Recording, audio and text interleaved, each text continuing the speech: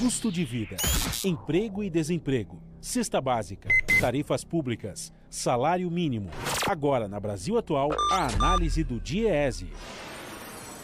Augusto Júnior, diretor técnico do DIEESE. Olá, Fausto, bom dia. Olá, bom dia, Marilu. Bom, vamos falar aqui sobre a Comissão Especial do Congresso Nacional que aprovou aí o relatório da medida provisória que cria o contrato de trabalho verde e amarelo. Vamos falar desse contrato, Fausto? Bem, então, de novo, Marilu, a gente está no meio de uma crise, o Congresso Nacional está esvaziado e mesmo assim eles aprovam uma medida frontalmente contra os interesses dos trabalhadores, né? A MP 905 não é só o contrato verde e amarelo, ela mexe em mais de 80 cláusulas da CLT. Então, nós estamos aí numa nova mini-reforma aí da trabalhista, uma outra reforma trabalhista, nós estamos chamando aí da reforma trabalhista 2.0, e entre outras coisas, o que ela permite é o trabalho aos domingos, enquanto a gente está falando em home office, em deixar as pessoas em férias coletivas, botar as pessoas em casa, a comissão aprova uma medida desse tipo que vai permitir o trabalho regulamentado em todo o Brasil nos finais de semana. Então, acho que essa é uma questão.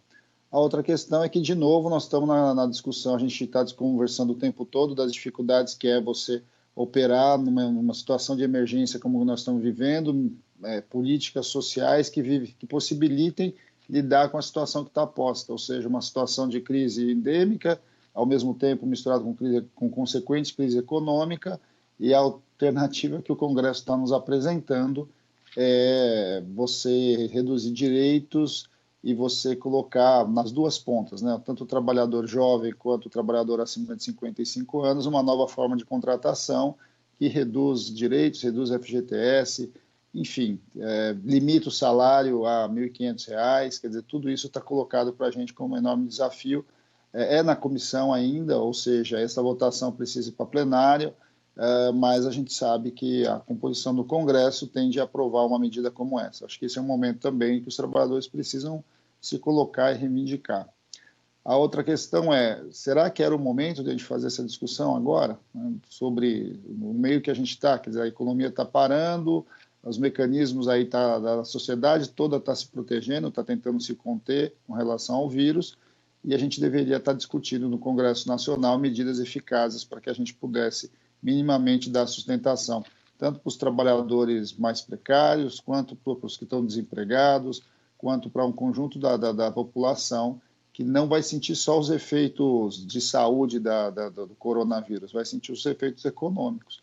A gente já está vendo um conjunto de empregados, de trabalhadores vinculados à economia, ao trabalho doméstico, aos trabalhos mais precários, simplesmente perdendo seus empregos, né? Essas pessoas estão deixando de transitar pela cidade porque a classe média está com medo de pegar o vírus da classe baixa, quando, na verdade, a tendência é o contrário, né? A gente tem que olhar hoje um pouco como é que a gente vai lidar com essa situação dentro do Congresso Nacional.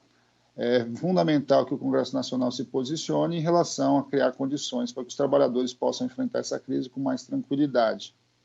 Ao mesmo tempo, ontem o governo está fazendo uma solicitação ao Congresso Nacional de estado de calamidade pública, né? Ou seja, está se falando que o Congresso Nacional reconheça a calamidade pública para fim de lei de responsabilidade fiscal, o que abre a possibilidade do orçamento, não necessariamente você respeitar os limites orçamentários para os gastos que vão ser enfrentados neste momento.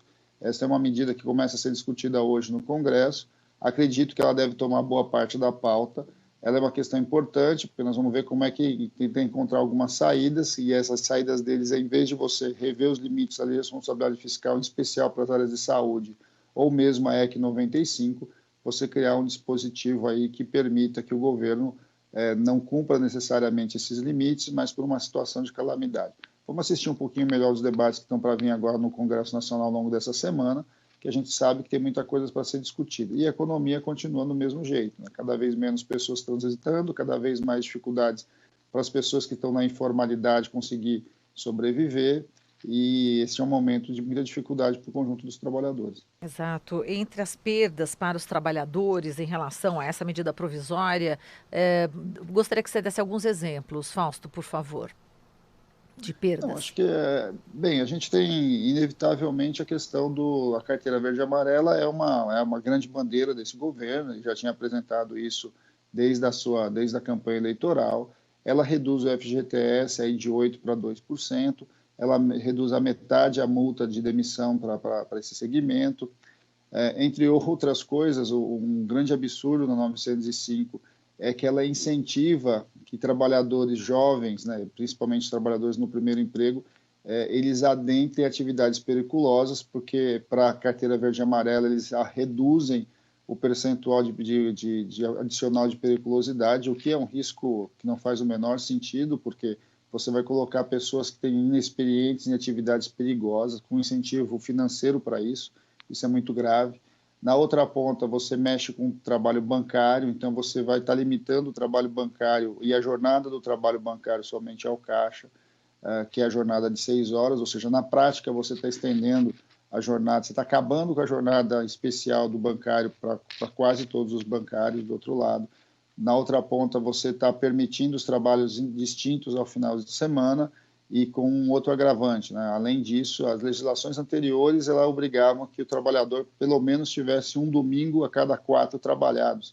A MP coloca para a indústria e estende para outros setores um domingo a cada 7 domingos trabalhados. Quer dizer, você acaba de fato com a ideia do fim de semana, que é algo que sempre foi importante dentro da organização social do nosso país.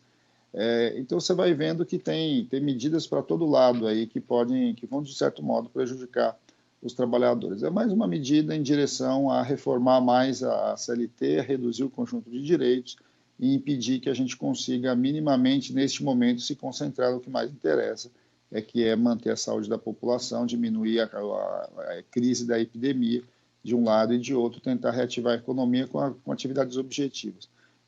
Ontem também as centrais entregaram ao presidente da Câmara um documento que já circulou, com um conjunto de propostas para que a gente pudesse enfrentar a crise sob o ponto de vista dos trabalhadores. Hoje é fundamental que a gente crie um conjunto de medidas que garanta trabalho, renda e condições mínimas para a população trabalhadora em geral. Como a gente falou ontem, a gente tem que se preocupar com o trabalhador empregado, que não pode perder o seu emprego, a gente precisa se preocupar com o trabalhador informal, que não tem como ficar em casa sem alguma renda, porque ele precisa disso, e com os trabalhadores e com um conjunto da sociedade mais vulnerável, que estão na rua, que estão sem casa. A gente está mandando muita gente voltar para casa, ficar em casa, e tem aquele que nem em casa tem. Bem, esse foi o conjunto de propostas que foi apresentado ontem pelas centrais sindicais, junto ao presidente da Câmara, e a gente espera que essa discussão tramite também para além do que essa discussão que a gente está vendo agora, que é basicamente perda de direitos dos trabalhadores. Perfeito, Fausto. A gente agradece aqui a sua participação. Forte abraço e até a próxima. Até a próxima, Marilu. Até mais. Falamos aqui com Fausto Augusto Júnior, diretor técnico do Diese.